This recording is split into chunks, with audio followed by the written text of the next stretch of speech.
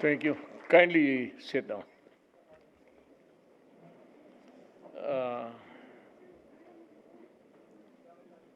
Cadet Second Class John Ray Albano, can you give the tikas pahinga to the troops? Iko.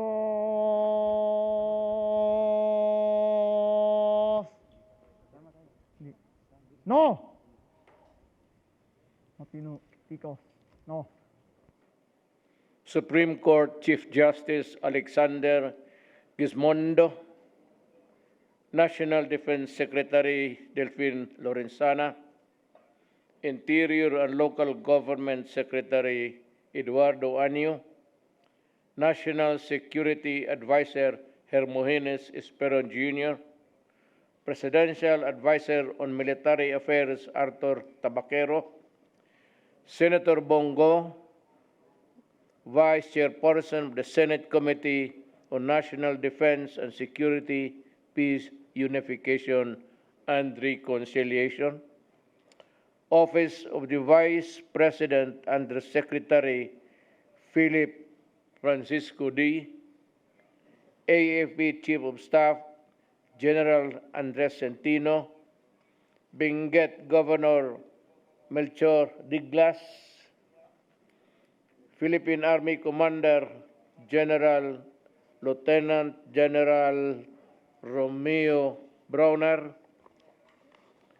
Philippine Air Force Commanding General Lieutenant General Conor Anthony Canla Sr., Philippine Navy Flag Officer in Command Vice Admiral Adilius Bordado, PNP OIC Chief Police Lieutenant General Vicente Danao Jr., PCG Commandant Admiral Artemio Abo, PMA Superintendent General Lieutenant General Fernando Cartijano, officials, faculties, members, and staff of the Philippine Military Academy, Cadet Corps Armed Forces of the Philippines, led by the Bagsik Diwa graduating class of 2022 under proud parents, Baguio City Mayor Benjamin Magalong,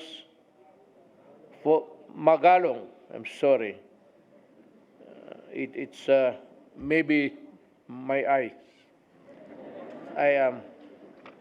I'm quite old, you know. I'm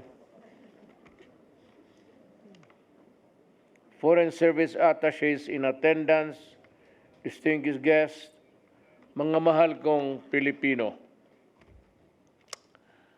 Nothing can be more appropriate at this time than for me to extend my congratulations to the 214 strong male and female graduating cadets of the Philippine Military Academy Bagsik Diwa class of 2022.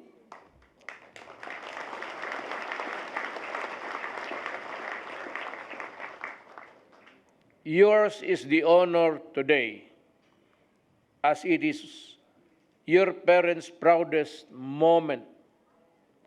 This day belongs to you, not only to each of you individually, but to your parents and loved ones as well. Permit me to especially congratulate the top graduating cadets of this class, who have shown remarkable leadership qualities and academic excellence. Noontime of June 30, 2022, my public life as President of this Republic and Commander-in-Chief of the Armed Forces of the Philippines, to which all of you belong, comes to an end. In contrast, your responsibility to uphold, protect, and secure people's rights, lives, and properties officially starts today. Although I am sure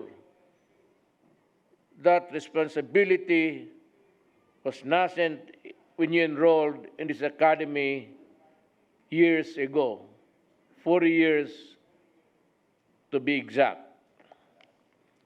It is said that only the courageous, the fiercely competitive, and the disciplined, and the best, if you will, may pass through the storied halls and hallowed grounds of the Philippine Military Academy.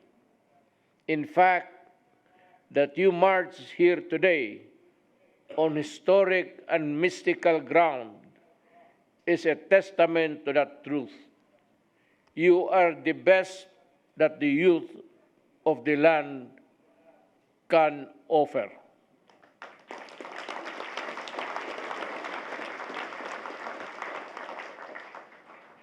My friends, and to you, the graduating class, the world is changing, and it is changing fast.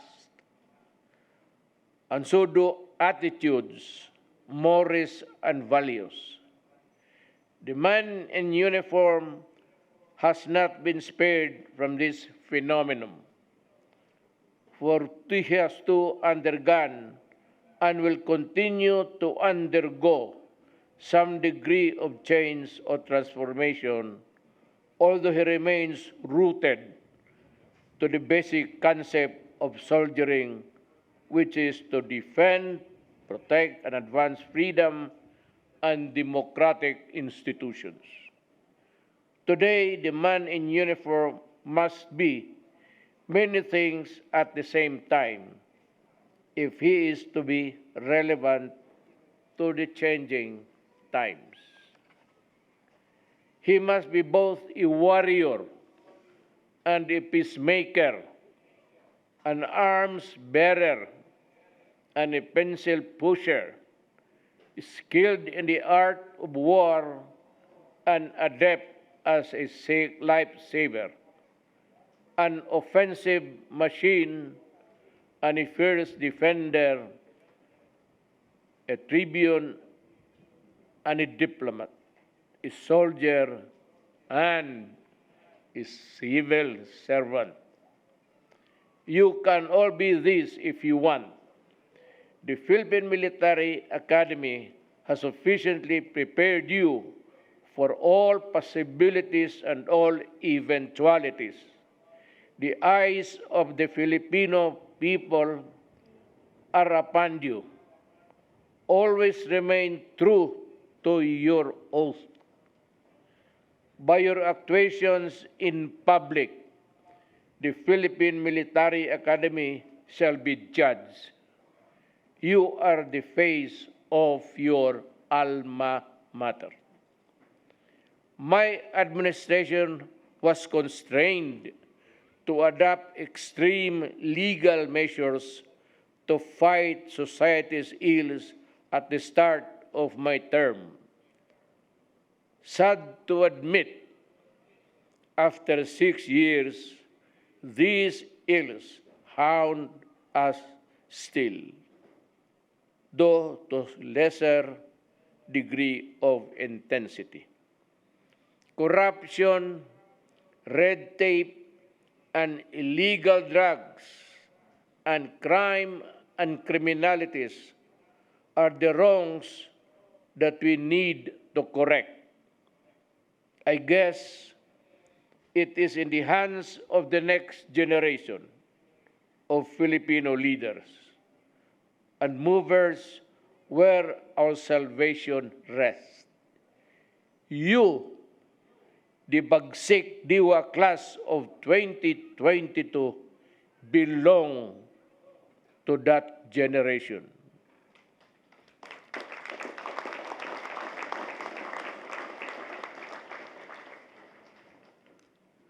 In every country's history, every generation of Filipino leaders and movers lies where our salvation and rests. You, the Bagsik Diwa Class 2022, belong to that generation. In every country's history, every generation has a role to play and a mission to fulfill. The challenge has been said. To the members of the Bagsik Diwa class, we await your response. Maraming salamat at mabuhay kayong lahat.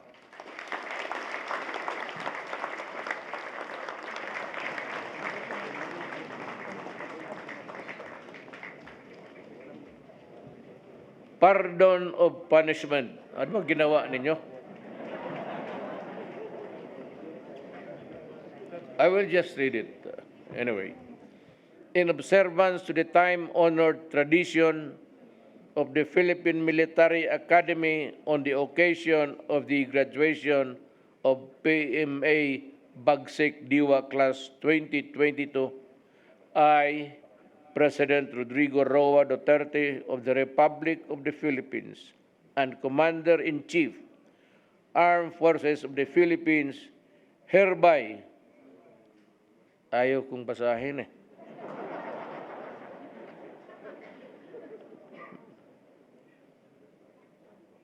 Bigyan mo akong listahan kung anong ginawa itong mga... Ulitin ko na lang. I, as Commander-in-Chief, Armed Forces of the Philippines, hereby pardon all outstanding punishments of the underclassmen, second class, third class, fourth class of the Cadet Corps, Armed Forces of the Philippines,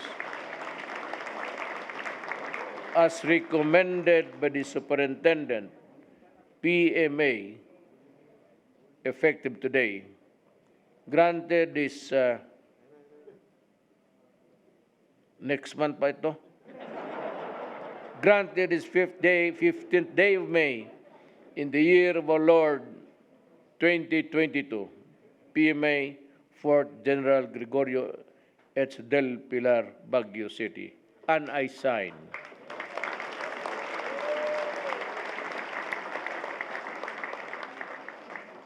Pumapalakpak muna kayo bago ko pirmahan to. You clap your hands.